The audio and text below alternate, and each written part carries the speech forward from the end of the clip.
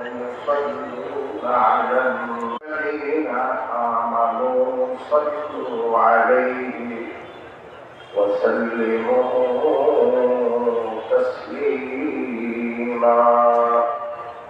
সবাই মহব্বতের জবান করে দরুদ শরীফ পড়ি اللهم صل على الشاهدين والشاكرين والحمد لله رب العالمين আলহামদুলিল্লাহ বাংলাদেশ মুজাহিদ কমিটি সিলেট বিভাগীয় শাখার নেকি কামাই করার মজলিস গুনাহ মাফের মজলিস আলেম ওলামা জাতি সাথী মুক্তাদের মজলিসে আল্লাহ পাকের দরবার থেকে নেক পাওয়া পরিমাণ কত বেশি হবে। আমরা তো অনেকেই মাহফিলে আসি, কালামে পাকের মধ্যে বলেন ফালিয়াযহাকু কালিলান ওয়া ইয়াবকু কাসীরা।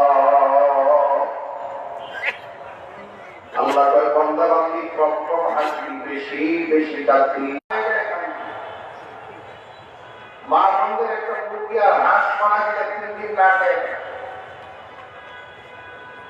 কিন্তু আমার আপনার প্রতিদিন গুনাহের কারণে আল্লাহর আদালতে আমার আপনার বিরুদ্ধে মামলা দায়ের হয়েছে।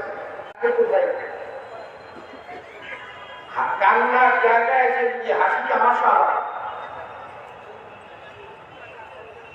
এই জন্যই বলছি চরমোড়ায় হুজুরদের মাহফিল অন্য 10টা মাহফিলের থেকে ভিন্ন ব্যতিক্রম আলাদা। চরমোড়ায় হুজুরদের মাহফিলে মানুষ দলে দলে আসে কান্নাকাটি করার জন্য। বয়ান লম্বা করে না, অল্প বয়ান করে। এই বয়ানের মধ্যে দেখবেন মানুষ খাওয়া বড় কঠিন। যাই হোক,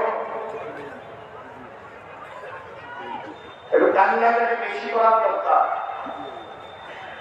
কান্নার কাছে আল্লাহ সবচেয়ে বেশি বলব। সন্তান বাবার কাছে মার কাছে অন্যায় করে যদি বাচ্চায় পাও বলে ধরে খাইতে দেয়,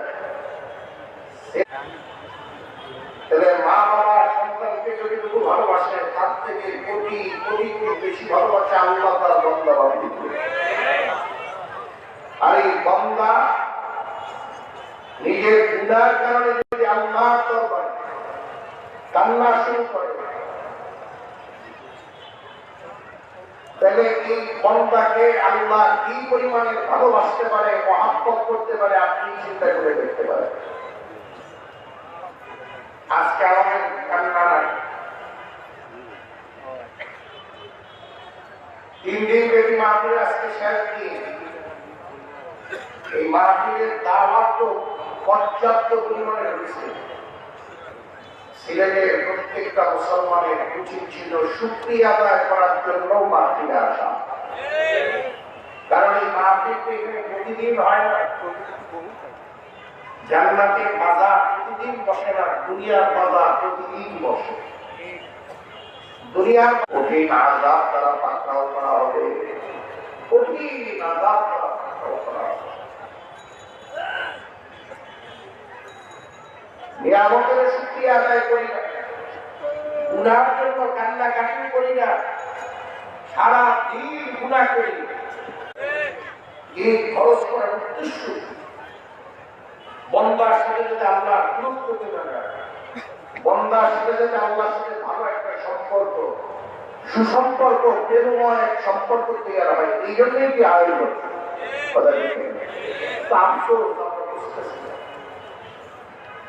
আমরা বেশি আল্লাহ দিয়ে, কিন্তু আল্লাহর কাছে আমরা চাই না, আল্লাহর সাথে সম্পর্কই নেই।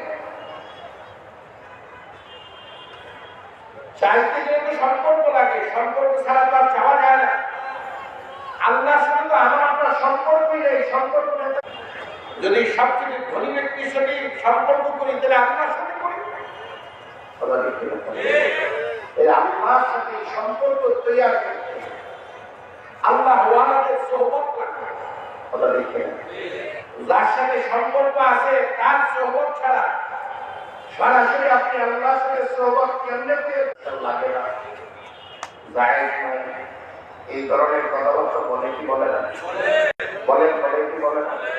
অনেক জায়গায় মুসলিম জায়গায় দিতে চায়, অথচ চট্টগ্রামের কুড়িটা মসজিদে বয়ে গেছে সুবহানাল্লাহ, আলহামদুলিল্লাহ, আল্লাহু আকবার।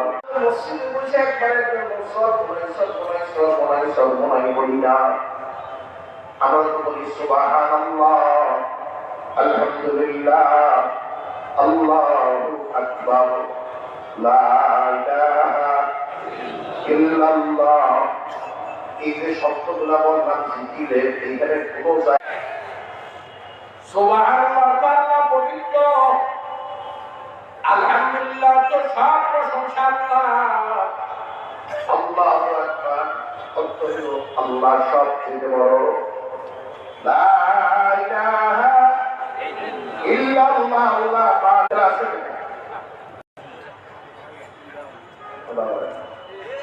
মানে বিরোধিতা তো কোনো না কোনো ভাবে বিরোধিতা তো করা লাগবে। মানুষ গান বাজনা তাস জুয়ার আড্ডা চাইনা জিকিরের মজলিসে বসে মানুষগুলো তো মসজিদ বিবি নাই, বাচ্চা নাই, টাকা নাই, পয়সা নাই, ঘর নাই, দৌলত নাই, নেতাগিরি নেই, চেয়ারম্যানগিরি নেই, মেম্বারগিরি নেই, এমপিগিরি নেই, মন্ত্রীগিরি নেই, এমনকি আমিও নাই, আল্লাহই আছে। আছে কেনা পুরা জিকিরের মধ্যে সব করাই না পারেন। এই মানুষগুলো আগে জিকির করতো না, গান বাজনা করতো, টেলিভিশনে ল্যাংটা নাচ দেখতো, চরপড়ার হুজুরের কাছে যাওয়ার পরে আগে আল্লাহর নাম বলতো না, চরপড়ার হুজুরের কাছে যাওয়ার পরে এখন আল্লাহর নাম নয়। এই বিশ্বাস করেছেন আল্লাহ ভাই, জিকির শোনার পরে দেখার পরে খারাপ তো লাগবে, শয়তানের মানুষের তো খারাপ লাগতে পারে না, কথা বলতে না। শয়তান তিন ধরনের, একটা নষ্ট শয়তান, একটা মানুষ শয়তান, আর একটা জিন শয়তান। ভাই জিকির ছাড়া শাহজালাল ইয়ামানি রহমাতুল্লাহ ইতিহাস দেখেন তো, জিকির ছাড়া পৃথিবীতে একজন আল্লাহর ওলি বাইর করতে পারবেন, একজন বাইর করবেন। যত আল্লাহর ওলি দুনিয়া পৃথিবীতে এসেছে সমস্ত আল্লাহর ওলিরা বেশি বেশি জিকির কইরাই আল্লাহর ওলি হয়েছে।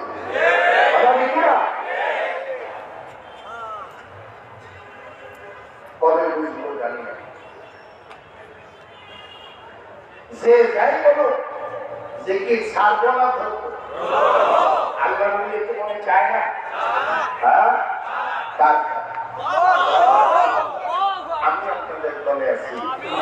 আল্লাহ তুমি হাত তোলার তাকে এত তোমার যুবকেরা বুড়ারা হাত বাড়াইছে, তোমার অলি দিতে চায়। আল্লাহ তুমি অলির খাতায় নাম না লিখে আজকের এই মজলিস থেকে বিদায় দিবা না, বলে কথা আমি। ভাই আল্লাহ ওলি না দিয়ে যাবেন,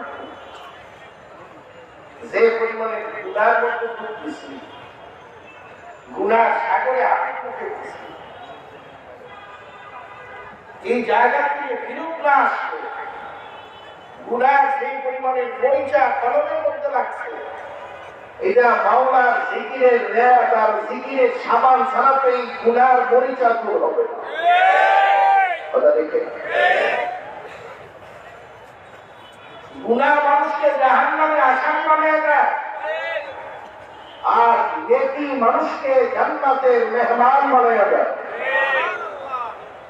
সিদ্ধান্ত আপনাদেরকে নেওয়া লাগবে, আসামি হয়ে মরবেন নাকি মেহমান হয়ে মরবেন।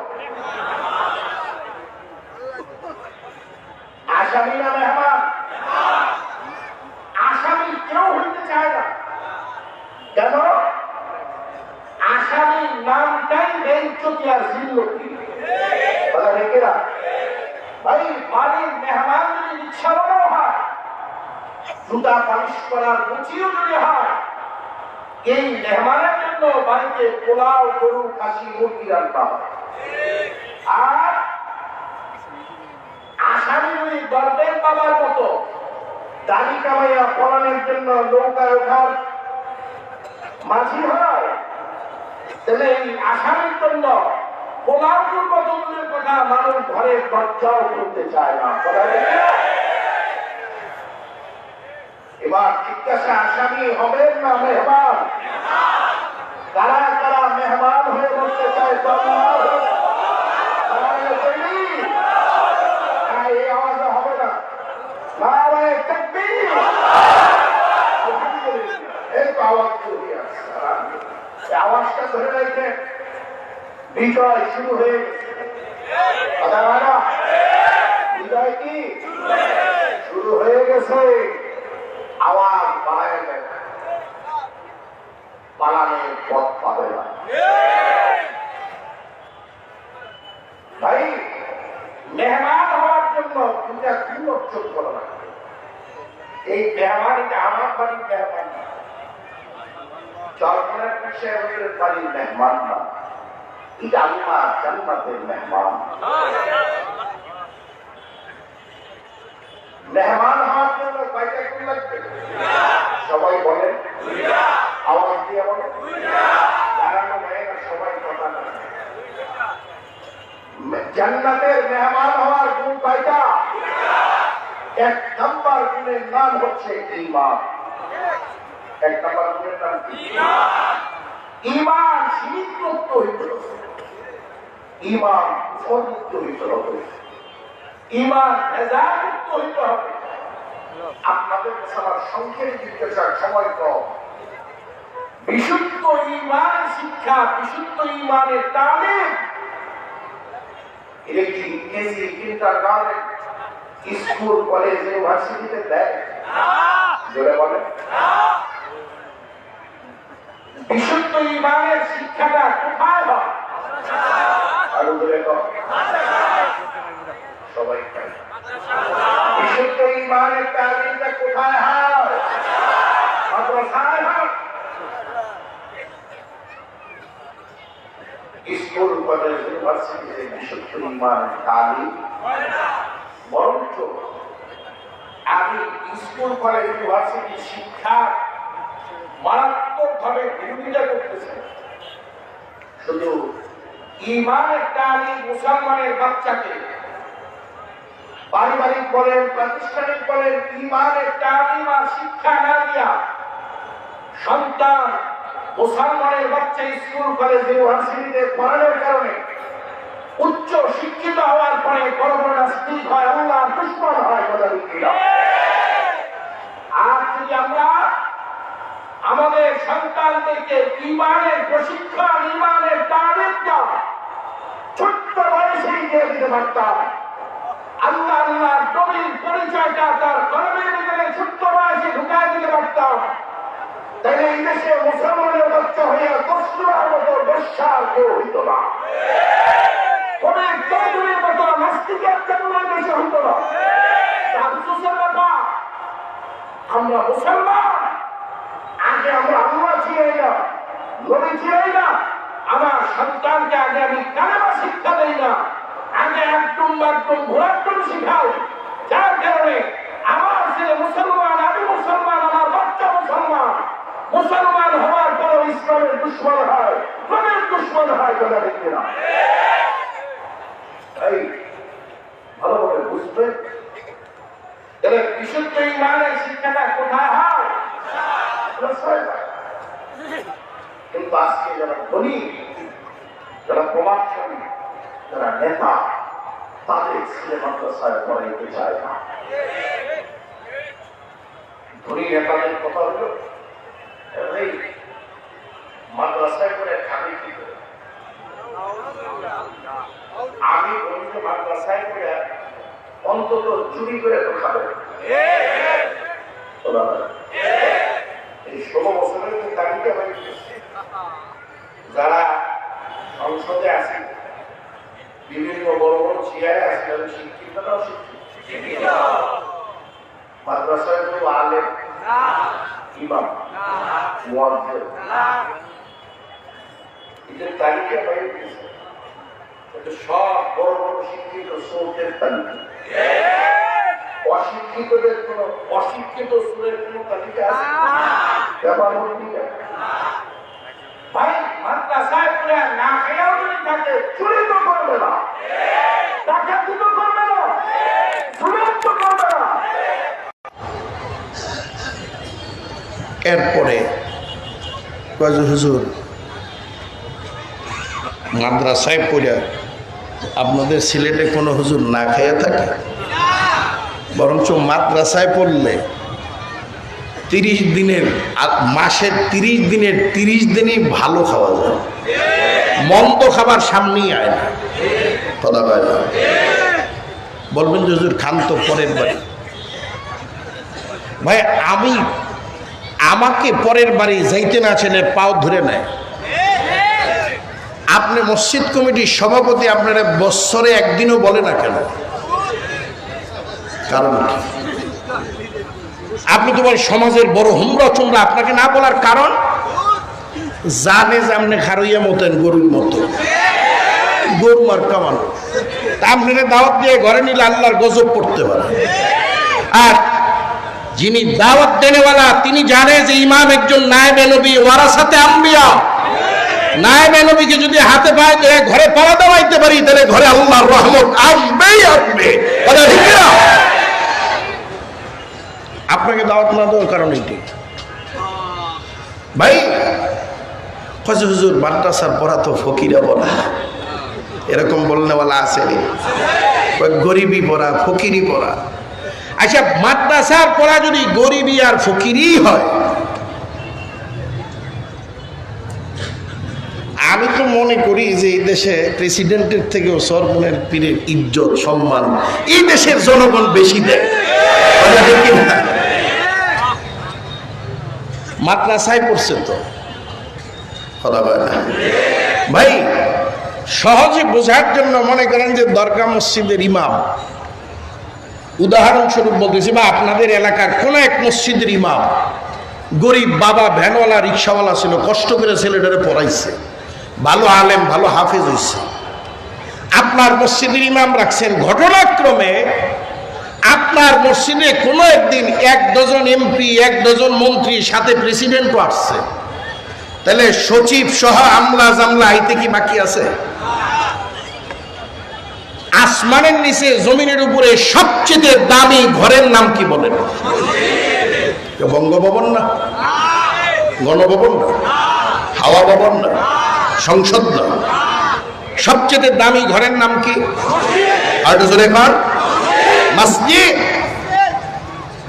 মুয়াজ্জিন দেশে দাঁড়ায় কাতা সোজা করেন, প্রেসিডেন্ট অনলি 1 পারসন, তিনি ফাঁসির আসামিকে যদি বলে মা মা, কথা বলে না, এত পাওয়া